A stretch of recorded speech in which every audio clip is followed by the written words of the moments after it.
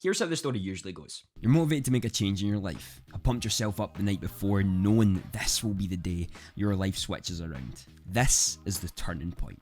And whatever you decide to do, the first week goes incredible. You feel on top of the world. Untouchable. Nothing will be able to get in your way at this point. And you continue to do it for the next 20 years of your life, actually making a significant change, sticking to what you said you would, living a happier and healthier life.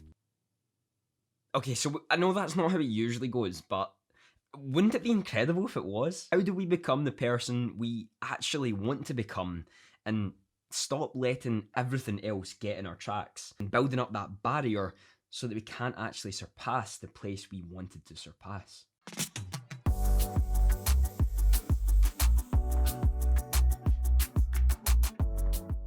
Welcome in everyone, my name is Andy and I appreciate you taking the time to come and watch this video on the channel dedicated to helping you build a successful business through social media, marketing and entrepreneurship. If you would like to catch up with me on other social medias where we can discuss this video further and how we can develop ourselves better, I'm pretty active on Instagram, and as well you can join the family on our Discord where we can discuss things about entrepreneurship, how to market ourselves and really just build a true family. I've loved getting to know so many people and we've recently passed 400 members in the Discord, so it truly has been incredible to get to know so many of you. We quit all the time.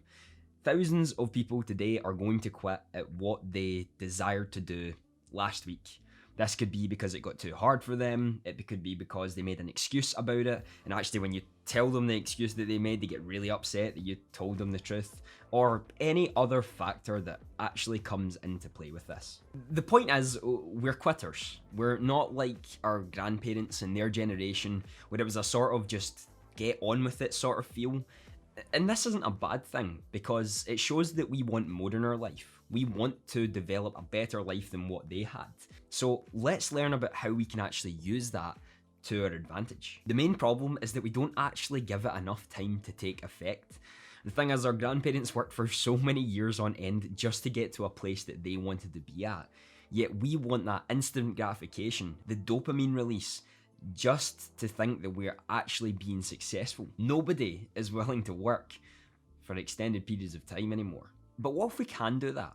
What if we can rewire our brain to think in that way and start actually being able to push ourselves forward and produce more content in the long run, and being able to wait an extended period of time before you're actually seeing that success? One of the first and probably one of the most crucial things you've got to understand is that motivation isn't actually going to be your driving force to success. Contrary to popular belief, motivation rises, falls, climbs, jumps off the side of the mountain. It is all over the place basically. This is one of the main reasons that people quit.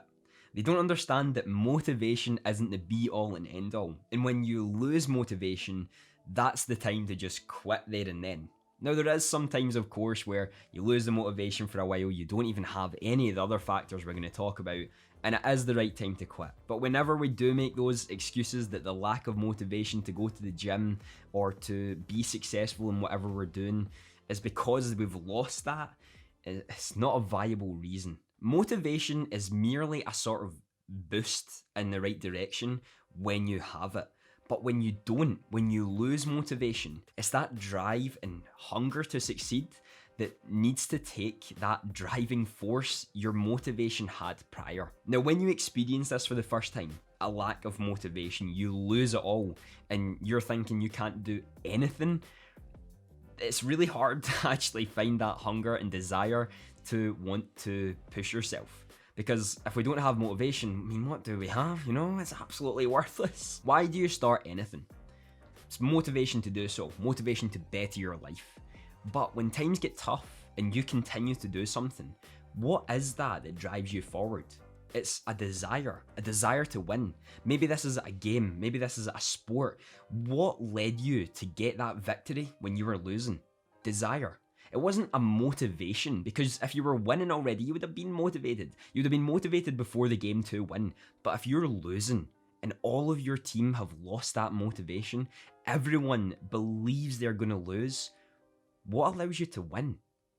It's the desire and that hunger to succeed that pushes you forward.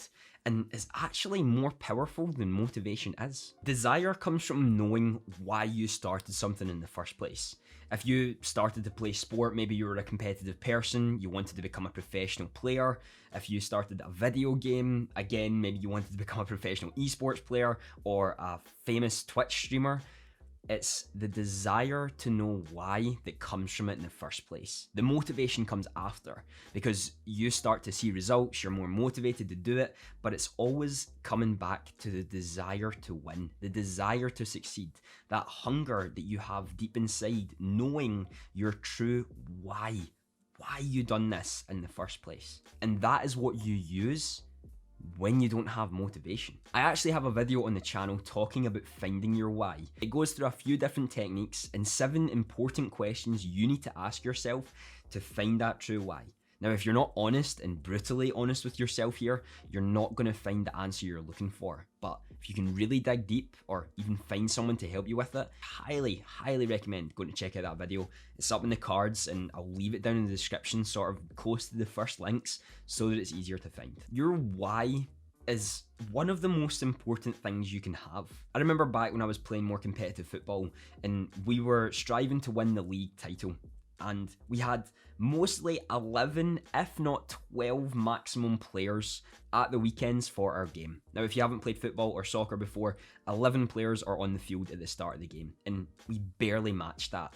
Most teams had 16 or 17 boys all ready to play from the get-go. Now, yes, every single time we were motivated to win, but what actually made us win was that desire and hunger to succeed, even when the odds were so far against us. And every time we went down to lose, and we were the odds to lose because we just didn't have the ammunition that other teams had, or even when it came to the end of the game where we were still losing and so tired because we had no one to switch and bring on fresh legs, we won. And we won that league. And that was through desire and hunger to succeed. That was every single one of us digging deep down to find our why we were doing this. If we're not motivated, then what builds us to make that success? What builds us and pushes us forward to get that victory? And it's not motivation. Motivation can come in many different formats. And I know you could say that desire and motivation and hunger and motivation are sort of close together. And although they are completely separate entities, because motivation can be lost, but knowing your true why is to start in something never fades. Every single day the odds are against you. And no matter what you do, sometimes you might have nobody in your corner. Sometimes you might have no one that believes in you. And that motivation can fade really quickly. But knowing that true why is what's going to get you there and bring that motivation back. We quit because we are scared. No, not that kind of scared. Scared of the path that lies ahead. Scared of what people will say. Scared of the outcome. We will never know what is on the other side. What is past that comfort zone. What life has out for us if we don't push to be better. I've recently been reading Rich Dad Poor Dad. Now, I'm not finished, so no spoilers, but it truly has been an incredible and enlightening book. One of the most important factors that he talks about throughout is investing more into your asset column and less into your expenses column, making your money work for you. We can relate this back to anything that we do, whether that be a hobby, a task, a goal, anything. We invest so much of our money into the expenses column when that comes to external factors coming into our head, making excuses, or always looking at the wrong side of what we're actually doing, not thinking we can improve, surrounding ourselves with the wrong people, and so much more. Instead of investing in our asset columns, discipline, a strong work ethic, a desire to succeed, a way to look at things in a new light, finding good mentors, which I'm actually still looking for right now, and more. Life is surrounded with that. And it's you and you alone who has that choice to either invest in your asset column or your expenses column. It's about finding that ability to invest so much more into your asset column that it starts to work for you, and the expenses column lowers and lowers every single day. Each day is a new one to be better. A new day to find people we want to surround ourselves with. A new day to battle our tasks, find our true why, and push for what we really want to do. You and you alone are the only person who can work towards this. Overnight success doesn't exist. In very rare occasions it does, but most of these people work for 10 plus years before they're even seeing a glimpse of what they want to see. So why are you giving up the first hurdle? Have a fantastic day.